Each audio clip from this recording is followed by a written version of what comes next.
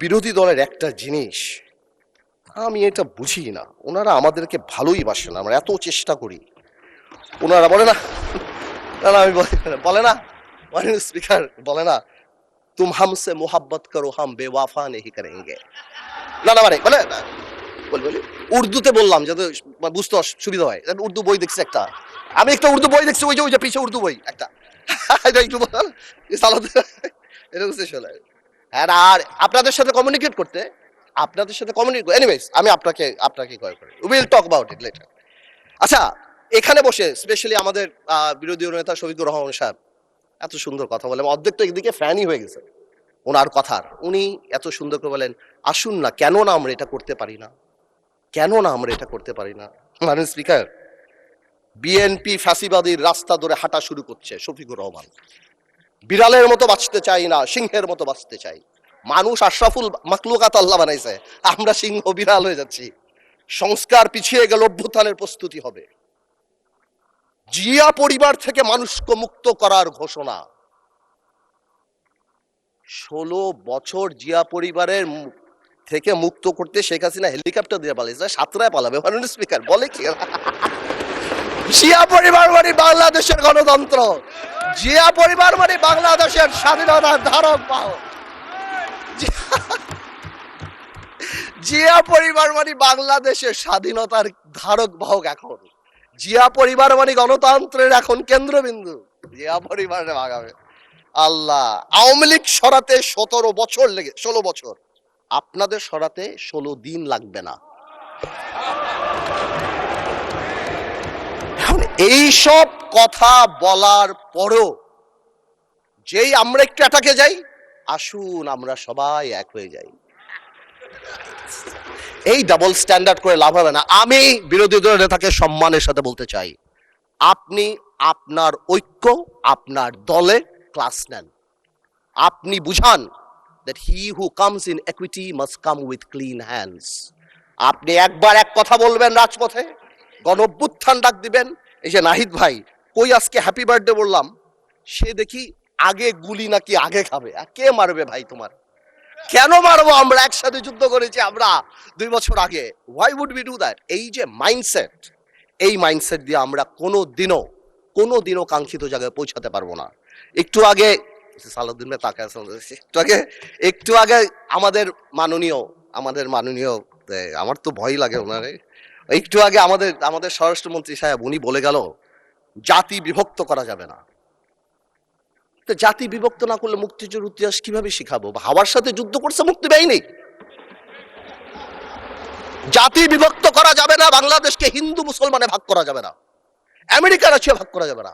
কিন্তু মুক্তিযুদ্ধের ইতিহাস যখন বলতে হবে, তখন আমি কার সাথে? আমি হাওয়ার সাথে যুদ্ধ করছি, আমরা রাজাকারের সাথে যুদ্ধ করছি, এবং তাই আমরা এখানে আসছি। আল্লাহ, আজকে তো শেষ। এইবার বলতে চাই, এই তো অনেক কথাটা তো বললাম, আমি মনে করি এখন আমরা এটাকে চেঞ্জ করবো কিভাবে? How Time is extended for another 8 minutes for you. আমি আর আপনি কলিগ, মাননীয় স্পিকার, একসাথে পড়াইছি, একসাথে কত কফি খাওয়াইছি আপনারে, এই জন্যই তো 8 মিনিট দিলাম extra. Anyways, thank you, much obliged. First, we need to change the political culture. We have seen that our honorable Prime Minister started that. Political gesture change করতে হবে। আপনাদের বাড়ি গিয়েছেন, আপনারাও করেছেন, নাহিদ সাহেবের বাড়ি গিয়েছেন, এটা রুট লেভেলে নিয়ে যেতে হবে।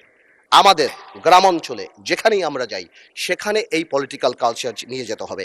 সেকেন্ড, ফাউন্ডেশন অফ পলিটিক্স, জেনারেশনকে আমরা যে যার মতো ইতিহাস শিখিয়েছি, এই একটা জায়গায় আমাদের আসতে হবে। আমাদের সরোয়ার্দী সাহেব থেকে আরম্ভ করে, ভাসানী সাহেব থেকে আরম্ভ করে, শেরেবাংলা একে ফুলজক সাহেব থেকে আরম্ভ করে, বীর শ্রেষ্ঠ, যেটা আমরা অলরেডি দেখতে পাচ্ছি, and thanks to the prime minister, because আমরা সব জায়গায় দেখতে পাচ্ছি, এই রেকগনিশনগুলি জেনুইনলি সামনের দিকে নিয়ে যেতে হবে। আনফর্চুনেটলি আজকে আমরা আমাদের ইয়াং জেনারেশনরা, আপনি জিজ্ঞেস করেন কয়জন 7টা বীরশ্রেষ্ঠর নাম জানে, অথচ অনেক আনইম্পর্টেন্ট লোকদের নাম জানে, অনেক আনইম্পর্টেন্ট সেলিব্রিটিদের নাম জানে। তাদেরকে রিয়েলাইজ করতে হবে এই সব লোকেরা সেলিব্রিটি না, দেশের জন্য যারা জীবন দিয়েছে, they are the true celebrity of the country. এবং ফাউন্ডেশন অফ পলিটিক্স মানে যখন আমরা ৭১ নিয়ে কথা বলবো, এটা তো খুবই ইম্পর্টেন্ট, যেটা আমি কারেক্টলি বললাম যে ৭১-এর ইতিহাস যেমন জানতে হবে এবং ৭১-কে জেনারেলাইজ করা যাবে না। Of course we respect 1947, of course we respect 1952, but 1971 is different. 52 আমাদের অর্জন, 71 আমাদের অর্জন, আমাদের আবেগ, আমাদের গৌরব, আমাদের অস্তিত্ব। এটার সাথে কারোই করা যাবে না। I am sorry to say, ৭১ যখনই আসবে তখন আমার ভাইদের সেই সময়কার ভূমিকার কথা আসবে, and unfortunately they have to live with this stigma rest of the life. এটাকে আপনি সরাতে পারবেন না। এটা মনে আছে আমার, বেসি হ্যাডক নামে কি একজন ছিল আপনার, উনি 1936 মনে হয় চার্চিলকে বলেছিল, চার্চিল একটু ড্রাঙ্ক ছিল আর কি, বলেছিল ইউ আর ড্রাঙ্ক পার্লামেন্টে। চার্চিল ঘুরে বলেছিল I am drunk, tomorrow I can be sober, but you are ugly and you shall remain ugly. তো আমরা মাঝে মাঝে লাইন ক্রস করি, কালকে হয়তো ভালো হয়ে যাব, কিন্তু আপনারা যা ছিলেন তা থাকবেন, তাই থাকবেন। এটা বাস্তব, এটাকে মেনে নেয়াই ভালো। ৪৭, ৫২ আর ৭১ এক না, প্রত্যেকটারই বিউটি আলাদা। আরেকটা জিনিস ভেরি ইম্পর্টেন্ট, এটা নির্বাচন আগেও মাননীয় প্রধানমন্ত্রী অনেকবার বলেছিল, জনগণ। এটা খুব ইম্পর্টেন্ট।